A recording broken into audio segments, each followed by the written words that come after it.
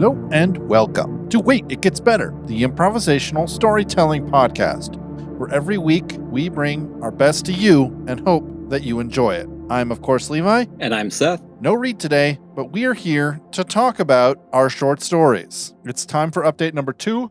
We've been working on our short stories that we started at the beginning of the year for a couple of months now. I think, Seth, you were going to give us just a brief, this episode might be a little bit shorter than normal, just a brief update on yours, and I can ask some questions. So how's it been going? I think, speaking to the choir, trying to do something new that we haven't done much of, but challenging ourselves. Yeah. I know kind of starting off on it, I had a lot larger aspirations than I've been kind of narrowing it down to now, but it's coming along. Got some of the outlines done, kind of the progression of the story where I want it to go. Yeah.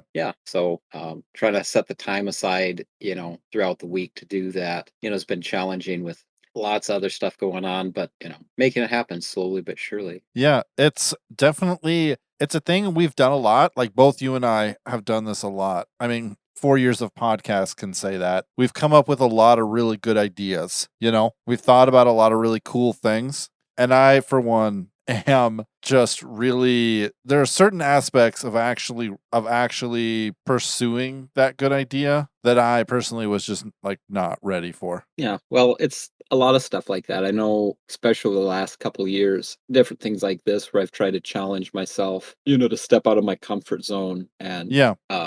do a few things like that. What is it? I've done martial arts for years and had to do all my, presentations and tests and stuff in front of, especially the early years when it was more in its swing. When you'd go to a test, you'd have like sometimes up to 30 black belts, scrutinizing your every move. Right. So that's unnerving, having to do, stuff in front of people. But in something like that, at least for me, I can just like tone it out, and just do my thing. Right. Right. Yeah. I think recently I started doing speaking. Not speaking events like, I'm paid to go and speak. But yeah, I've been doing speaking events. No. Picking up and doing where I have to write out and preach a sermon every couple weeks. Right. Right. And so it's like, it's a smaller church, but still like getting in front of people and having to like, what's that? Oratate? Is that the right word? Yeah, I think so. I was going to try it, but I think I'd butcher it as well. Orate? Orator, because it would be an orator. Yeah. Right? Oration, I think it is. If someone is, let's just call it public speaking. Public speaking. I got into, at least public speaking on that level. I think what's that been the last almost 4 years now. Yeah. Off and on. And then because the church that I'm a part of was like in and out of having a pastor, and then we had one for a while, but then we kind of just went back to kind of a lay cycle. So it's me and a couple other people that cycle through every couple of weeks and take a shot at it. And that was something where like I hate getting in front of people and speaking, but so that's like stuff like that try to break myself out of my proverbial shell a little bit. And this is been one of those things where it's like it's great to get on here behind the invisible wall of everyone just hearing our voices and coming up with cool ideas, but then having to actually put all the thought between not just the cool ideas that bring the story together, but all the intricate things behind it that actually take place and happen. It's been something completely out of field. Yeah, one thing I think that's kind of hilarious about the whole thing is that if you listen to the podcast and you listen to us talk about it, it sounds like we've been kind of planning it for a while, right? But what people don't know is that we were outside talking about the podcast a few minutes before we came in and recorded. And I think that's when we decided this is what we were going to do, right? Wasn't it just like maybe it was like an hour or something before? I just thought it was kind of funny. It's like, we are making a huge direction change in our podcast that we decided to do a couple of minutes ago. Yeah, a lot of it, I think it was like you and I talking about it for a while, and I think then Reed came down, and then we kind of like informed him what was going on as we're getting everything else set up. Yeah. So, but yeah, no, I think it's good, and even let's say even if it peters out a little bit, I'm not trying to project that that's what I'm going to do. I really want to put in the effort. Yeah. At least finish coming up with with something. It's a short story. It doesn't have to be super long, but it's something that I think would be good to finish and push our boundaries a little bit. Absolutely. Do you want to tell us about your story a little bit, or? Yeah, sure. So I mean, I don't know. I think when we first started it, I was getting some of it mixed a little bit with one of the other podcasts that we did at the time, maybe a couple of them. And so then I had to kind of like step back and like shorten it up and like try to, get it to be its own thing. Right. Because I'd be like going about the day and then be like, oh yeah, this would be a cool thing, and then realize that it's actually a cool thing for one of the podcasts we were actually doing at the time. And so it's like, okay, that would be a cool thing for that one. Okay, and then I know kind of starting off, I was trying to, I think, get too much in my head about different things, but narrowing it down to trying to be a little bit simpler. Right. And one of the things I'm going to do, at least try to do mostly, is like I said when we set off to this. I'm a sucker for the old kung fu movies. The corny dubbed from Chinese. Yeah, the like clearly there's wires attached to them as they glide across the room, sort of stuff. Yeah, I love that stuff. That's awesome. Yeah, and so I know, given that that's some of my background too, that I've done that for will this be 21 years now. So that's something that I think hopefully I can pull off a little bit into bringing into my story, some of the more martial arts side of it. Yeah, I mean, I took a single Wing Chun class the other day just to test it out because they had like the dojo had like a free thing, and I took it. And it like severely impacted how I wrote hand-to-hand combat, right? And I'm not trained at all. I took it, it was 2 hours, but already my brain was like, oh, you've got to move this way. That's right. You've got to move that way. That's right. You got to explain how the person is squared up to the person. Oh, right. So I imagine that what you write will be a lot more informed considering that you've had like 21 years of experience. Hopefully. I know, like me personally, I was like, okay, well, I've done this for a while. It'd be kind of cool to, actually set up a little bit of like what, I know we'd probably all bring our own flair to it in the story, but then kind of an inspiration to me too, to kind of like think through what I've done and kind of go, okay, how could I develop, what do we call it? Krav Segin. Yeah. Into something that's, kind of actually real and not just, in a book. Yeah. You're telling me you're gonna make your own fighting style? Maybe I'll think about working on it. Yeah, that people can pay us to learn how to fight using a fictional book method of fighting. As long as it's effective, who cares, right? Yeah. Great. So that as far as that goes, that's been another inspiration to me to go through and work on and stuff like that. But anyways, think kind of what I've got for the outline so far is think kind of the world that it takes place in, being the Krav Sagan, depending how you want to spell it, Sagan and Saigan, which I think I'll interchange depending on how it's being presented. Right.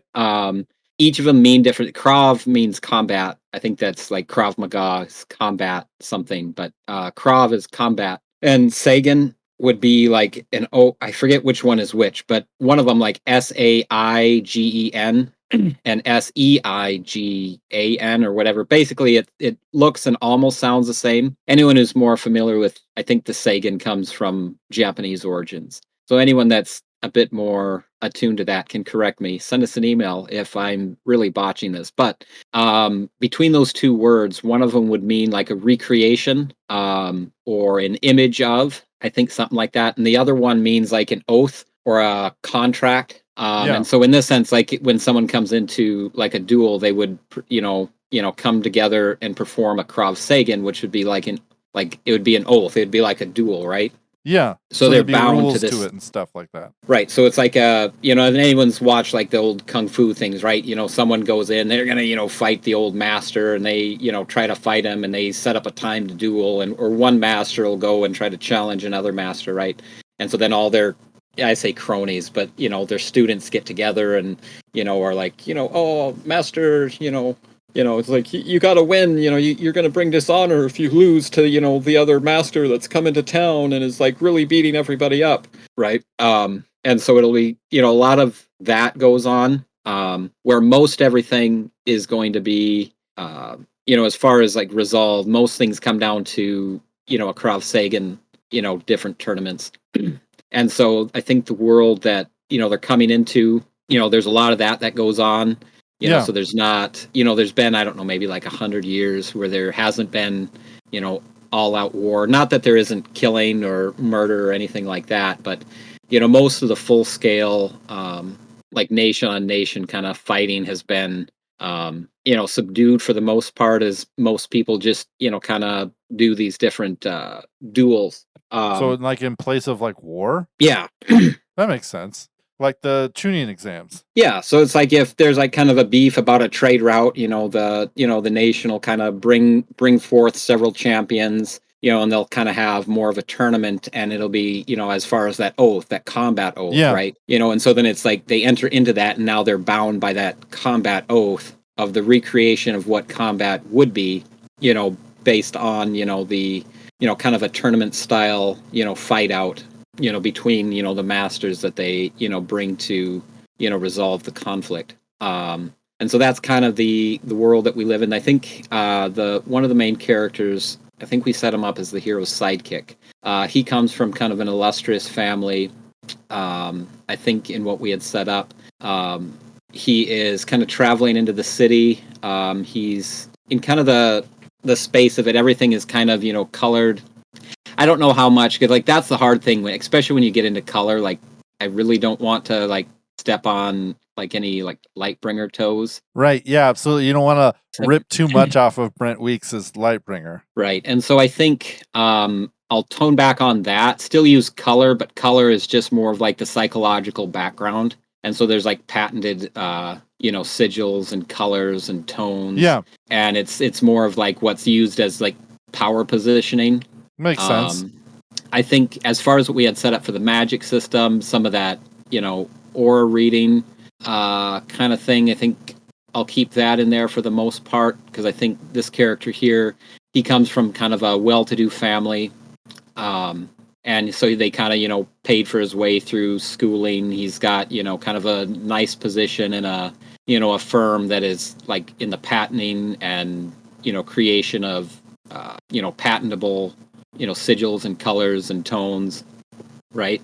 And so then he's, going down, I think at some point, to go and, bring this in. But his family kind of does two things. One, they kind of got him involved in that because they have, more of the innate ability, and they make the glass for right. the reading. Right. And so that's kind of the family he comes from. Kind of a higher aristocratic, kind of, never had to kind of butt his way through life. It's all kind of, been set up pretty nicely for him. But kind of start out, he'll get going, and he'll have, be going down, and the couple of retainers that are with him, kind of family, not his family, but like retainers of the family that kind of go with him. And then the other side of his family is in the referee business. So they're like kind of regarded as that third party, referee for these tournaments or events. Like if someone's going to have an official Krav Sagan, they'll need an official referee, which would then be kind of a uninvolved third party. Yeah, who'd call the ties and things. That doesn't call the shots, but, calls for foul play or call, a referee.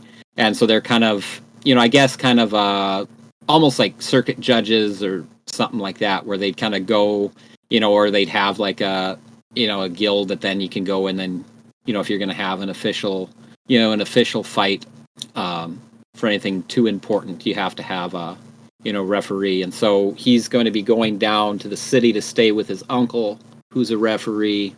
But then on the way, basically what he's bringing down is a like a new color, because I think that's what we had talked about. And what that has to do with is, I think it goes back to the glyphs, and what he finds on the glyphs, what he doesn't know is on the glyphs, but what the color that he thinks that he came up with is actually an undertoned color that has been covered over. Ah, conspiracy. Right. And so he doesn't get it, but knowing that, so then I'm going to bring in like a lot of like secret societies kind of stuff that might show up. But of course, the people that, either hiding one thing or presenting some of these, prophetic glyphs to, mean whatever connected to different colors that they've presented is on this. they know that whatever color he's come up with is something that, they assume that, he knows too much, that, they've painted over these, those color glyphs, to simplify it down, where then they, they're more of an intricate color behind it. And whatever that has any meaning, I think it's just that people put meaning on it because they're wrapped up in the, the whole color scheme of things. And so because these ancient glyphs have it, I think there's more, that's where you get these secret societies that, are putting more, possibly more meaning to these things than, perhaps they do or don't have. Yeah, that makes sense. But obviously they don't like it that he's come across this. So on his way down, they've, sent assassins after him. And in the mix of that, that's where he meets our hero, who is the brother of the guy who owns the restaurant. I'm really bad at names, so in all the outlining, I've still got to come up with a bunch of names, but which hopefully I'm going to put some thought into them. Not saying that other people don't. Names are important. Names are important, so I've got still working on that part of it. But anyway, so he kind of gets saved by our hero, who then kind of brings him in, but then kind of in the style of like the old kung fu things. Like he kind of gets brought in, but then he kind of gets, over the course of it, whipped into shape. He's like, he thinks he's going to get fed, but, he just finds that he's been put to work. And so it's kind of like, you've, saved me. Well, then, I'm important. Don't you know I'm important? It's like, okay, yeah, well, now I saved you. So you kind of owe me. So you can start sweeping the floor. Well, I'm hungry. I'm going to eat. Well, you've got to fight the chef first. Well, you're putting me up in your restaurant. So aren't you going to feed me? Well, of course not. Not until you, because that's kind of the thing with the restaurant. Yeah. And so that's kind of where that brings it. And so then, then he's got to, learn the Krav Sagan and, kind of be taken under the tutelage of the hero and then his brother there at the restaurant, which then I think all in all kind of accumulates to where it's kind of mysterious who the owner of the restaurant is, because as it would be, the powers that be, and all the different secret societies, they had something against him years ago, and so they more or less bullied him off of his his estate, and tried to bring him to ruin. Where then he kind of went into hiding and then came back and opened up this restaurant, where then I guess in a sense kind of started his own like cohort. So all these people that started then his own secret society. Started his own secret society. So basically, then you've got all these, like, all the regulars there at his restaurant, or actually, that's part of it. Is no one really defeats him unless in a sense they have, I guess they I don't want to just say like the humility of it, but the it's like a testing ground, really, right? Where then those that then kind of brings them into the fold a little bit. And so then obviously a lot of these, different masters about the city or traveling or people that know, it's like, oh, they're all hanging out at this restaurant. So now a lot of people don't try to dig in or mess with the restaurant, because they know that you have to defeat the chef to, get fed. And there's a lot of top grade masters in there, and so, and they're all pretty gung ho about, the establishment there and kind of defending it. I think what it'll probably, at least what I have outlined out here, is, eventually he, gets brought in, underneath of the, the tutelage, and then they, kind of start figuring out what's going on. Then there's a raid that kind of, accumulates to kind of the end battle, which, ends in the destruction of the restaurant, sadly enough, where then they, them and the ones that survive take off from there. That's cool. I like the kind of contract-based thing. That's kind of fun.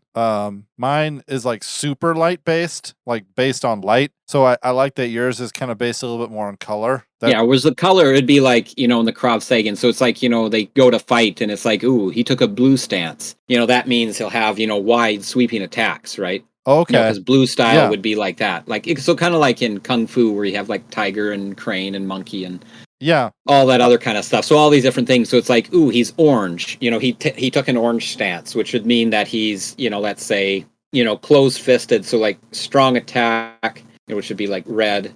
But then, narrow, which is yellow, narrow and close. So he's going to, so it's like color associated with, the different styles, will kind of be that thing, because that's kind of the thing like in the old kung fu things. They take a stance like, oh, crane. It's like, oh, to counter crane, I must do monkey or whatever it is. Yeah. Um, I have the you know, same kind of thing, except mine is you use color to like influence your opponent because certain shades of color like mess with the brain in certain ways.